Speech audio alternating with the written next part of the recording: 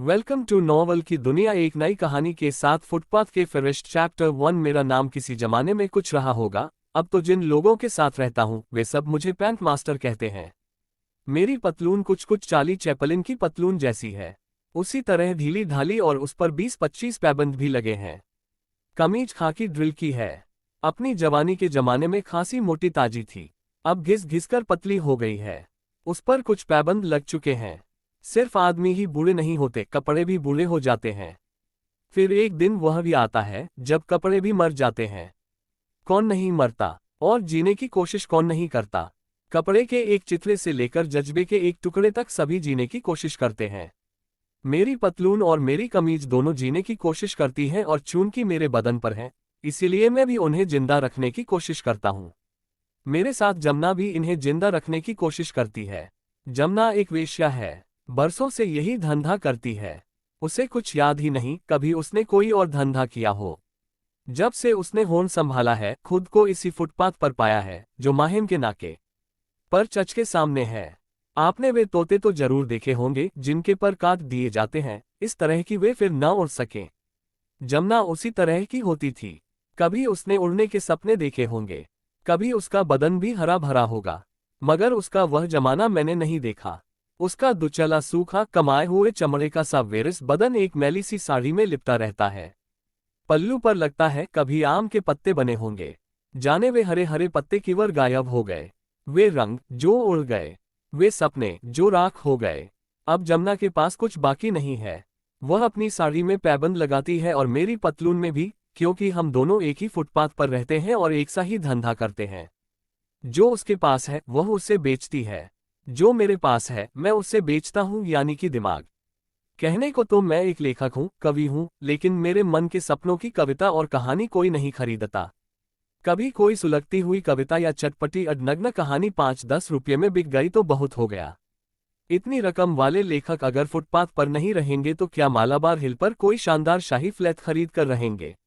मेरा एक दोस्त है, कभी उसका भी कोई नाम होगा। अब उसका उपनाम है बंजारा। कहने लगा, इस उपनाम में यह आसानी है कि कोई यह नहीं जान सकता कि मैं हिंदू हूं या मुसलमान। इससे क्या फर्क पड़ता है? मैंने उससे पूछा तो बोला, फर्क ये पड़ता है कि कवि सम्मेलनों में भी चला जाता हूं और उर्दू के मुनायरों में भी। वह भी अंधेरी रेलवे स्टेशन के सामने जो भोला फल वाले की दुकान है उसके लकड़ी के चबूतरे पर सोता है और हासा रस की कविता करता है। मैं उससे पूछता हूँ, प्यारे बंजारे, जिंदगी में इतनी दूर नीचे धकेले जाने पर भी तुम में हास्य नाम की चीज कैसे बाकी रह गई? वह कहता है, कुछ भी तो नहीं हुआ। समाज ने मुझे घर के पीटा है, मैं समाज को घर के पीटता हूँ, मगर दोनों ही ढीठ हैं। न वह बदलता है, न मैं। जमुना और पेंट मास्टर के अलावा इसी फुटपाथ पर बास्को भी सोता है। बास्को अच्छा खासा हट्टा कट्टा है, हम सबसे तगड़ा है, इसलिए हम सबको अपनी धौंस में रखता है। उसका पेशा भी हमसे ऊंचा है, यानी वह एक चोर है। अभी हाल में ही 6 महीने की जेल काट कर आया है। अपने काम में माहिर है, मगर भोला भाला क्रिश्चियन है। जब जेल से बाहर होता है तो हर इतबार को नोबीना चच जाता है, जो हमारे फुटपाथ से 10 फुट के फासले पर एक लोहे के जंगले से घिरे बड़े अहाते में स्थित है। और कभी कभी चांदनी रातों में चर्च के बाहर ब्लू ग्राटों में मसीह बच्चे को उठाए हुए मरियम के पांव में रो रो के लौटता है। धर्म उसमें कैसे बाकी रह गया, यह एक पहेली है। शायद मेरा भी कोई धर्म रहा होगा, मगर जिंदगी ने काट पीट कर उसमें इतने पैबंद जड़ दिए हैं कि समझ में नहीं आता वह धर्म भी क्या था और अब क्या है। असल में एक साफ सुथरे धर्म के लिए एक साफ सुथरे शरीर, साफ सुथरे कपड़े और साफ सुथरे घर की भी जरूरत होती है। पैबंद लगी पतलून वाले पैंट मास्टर के धर्म में भी सैकड़ों पैबंद लगे होंगे। हमारे साथियों में जान बाबा भी है। जान बाबा कोड़ी है। कभी जब हमारे पास कुछ नहीं होता हम उससे उधार ले लेते हैं। जान बाबा को भीख मांगने की जरूरत नहीं है। लोग उसका गला सड़ा शरीर और लाल आंख देखकर ही उसे भीख देते हैं। असल में वे जान बाबा को भीख नहीं देते, अपने मन के भीतर छुपे हुए किसी ऐसे भाई को दान देते हैं जो उन्हें हर समय यह एहसास दिलाता रहता है कि कहीं न कहीं उनके मन के भीतर, उनकी आत्मा के भीतर, उनकी दिनचर्या के भीतर कोई न कोई ऐसा कोण मौजूद है जिसके लिए उन्हें प्रार्थना करनी पड़ती है, दान देना पड़ता है। जान बाबा के डिब्बे में टनाटन पैसे गिरते हैं, मगर मैंने देखा है वह कभी किसी का शुक्रिया अदा नहीं करता, और करे भी क्यों? वे सब उसके भाई बदही तो हैं, चाहे उसके साथ फुटपाथ पर न रहें। वे सब अपने अंदर के कोण को छुड़ाने के लिए बाहर के कोण को दान देते हैं। फिर हमारा दोस्त तांतिया भी यही रहता है। दुबला पतला लंबा तांतिया, जिसके हाथ उसकी आंखों से भी ज्यादा बेचैन नजर आते हैं। उसकी निगाहें बड़ी तेज हैं, हाथ उससे भी तेज हैं। वह एक जेबकतरा है और हमारी टोली में उसका पद बास्को चोर से कुछ ही नीचा है। जिस दिन वह कोई अच्छी खासी जेब काट लेता है, बाबा हरिदास के देवल पर जरूर चढ़ावा चढ़ाता है।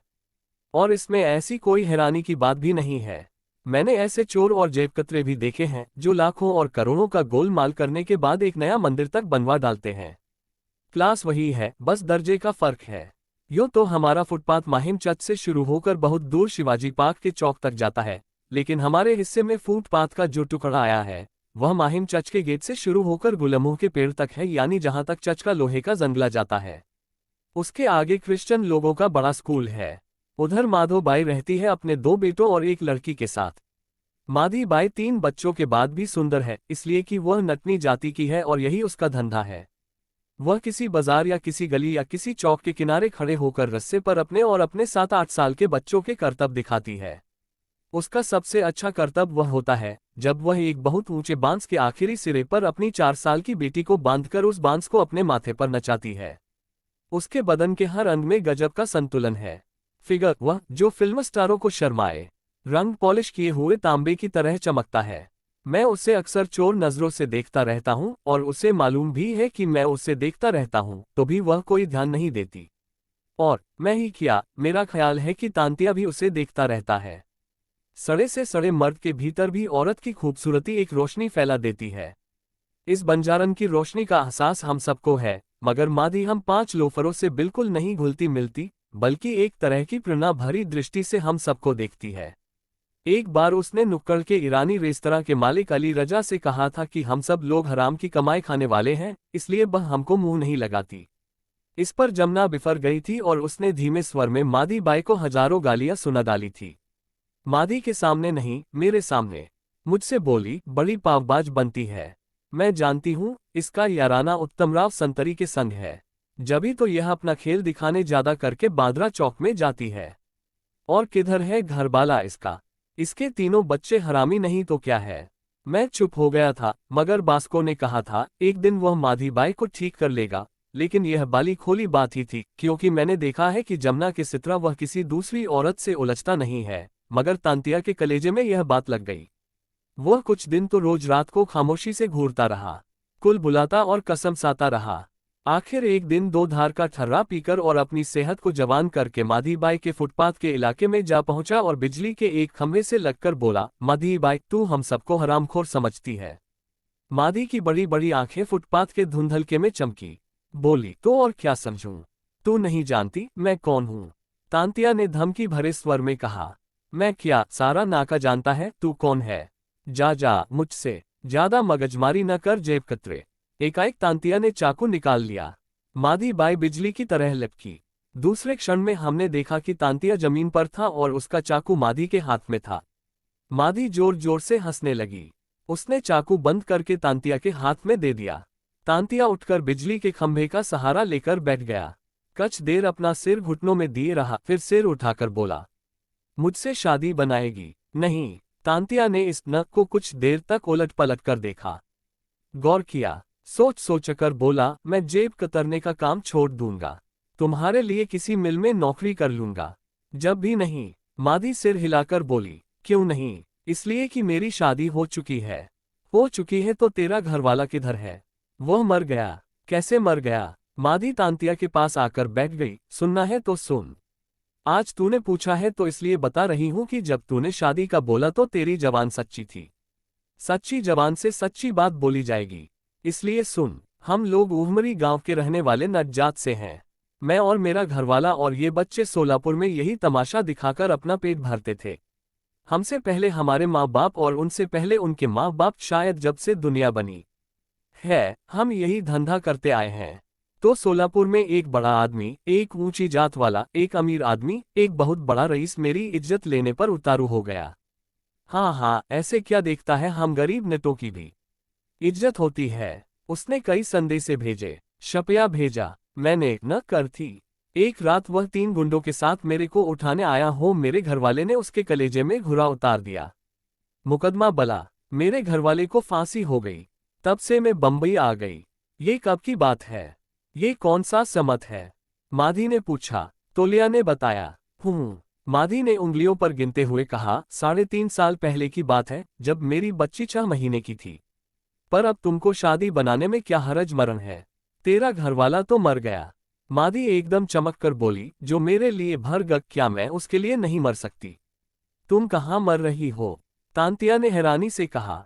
माधी को आंखें आंसुओं से डबडबाई। गहरे दिल को चीर जाने वाले स्वर में बोली, ये रोज रोज रीछ रींच कर जीना, मरना नहीं तो क्या है? फिर न जाने ये किन सपनों में खो गई। उस समय उसका चेहरा किसी शहीद का चेहरा था, जिसने अपने परवाले की फांसी की रस्सी अपने गले में डाल ली थी। सिर्फ मरने से ही लोग शहीद नहीं होते, जी जीकर भी शहीद हो जाते हैं। तांतिया धीरे से पलटा और माधी के फुटपाथ की सीमा छोड़कर अपनी सीमा में आ गया। गुस्से से जलती भुनती जमुना अपनी जगह से उठी और दोनों कूल्हों पर हाथ रखकर तहिए में आकर तांतिया से बोली, बहसाली हरामजादी, क्या कह रही थी? जाने उस समय तांतिया किन सपनों में खोया था। उसने पहले तो हर तरह के भावों से खाली चेहरे से जमुना की ओर देखा, लेकिन जमुना ने जब अपना सवाल फिर दोहराया तो उसका बासरीखे से कांपने लगा। उसने एका ना के दिवाकर बंगले के पांव गिर पड़ी, फिर पीतेनी और ब्यूटी की तरफ मुंह करके दोनों हाथ फैलाकर कहने लगी, मेरी मरियम माँ, मुझे इस दुनिया से उठा ले। बावशी में सुक्का तानकर कहा, ब्लादी बिच, चुप हो जा, बकवास कर, नहीं तो। जमुना सहन कर चुप होने की कोशिश करने लगी, मगर कोशिश के बावजूद सिसकियां उसके सीने से निकल रही थी। यह माधी को जान से मार डालेगी। मार डालूंगी, मैं नहीं छोड़ूंगा उसको जिलिया। सांतिया से अपने आप को गुलमोहर के पेड़ के नीचे गिरा दिया। धीरे धीरे जमता सिसकते हुए उसके पास जाकर उसके पांव दबाने लगी। पेड मास्टर ने अपनी डायरी में लिखा, फुटपाथ पर भी सीमाएं होती है।